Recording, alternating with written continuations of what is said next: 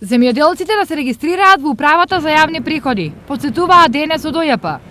Обврска за пријавување и регистрација имаат сите кои се занимаваат со земјоделие, било како основна, било како дополнителна дејност. За сите нив, кога во прашање е данокот, ОЈП им нуди даночни олеснувања.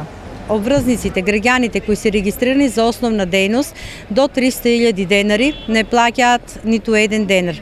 Од 300.001 денар до 1.300.000 денари плаќат на 20% од приходот, 10% данок. Значи 80% има намалување на даночната основа. Истото се однесува и за оние кои од земјоделие не живеат, ама од него по нешто печалат. Кога станува збор за дополнителна дејност од аспект на земјоделска дејност, исто и овде имаме 80% намалување на трошоците, односно даночна основа е 20% приход на 10% данок. Сите оние кои во 2015 оствариле приход од земјоделие, во ОЈП треба да достават барање за паушално одданочување. Граѓаните кои се занимават со земјоделска дејност и остваруваат приход во текот на годината до 1.300.000 денари, може да бидат одданочени паушално, без водење на книги, без дополнителни трошоци.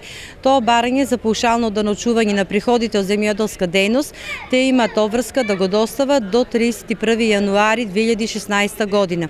Лицата, физички лица кои се занимават со земјоделска дејност и остваруваат приход до 1.000.000 денари имаат обврска да се регистрираат и за данок на додадена вредност од 1 до 15 јануари. До сега на ниво на регион се пријавени околу 2000 земјоделци.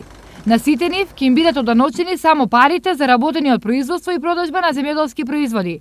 Парите добиени на име субвенции не подлежат на данок.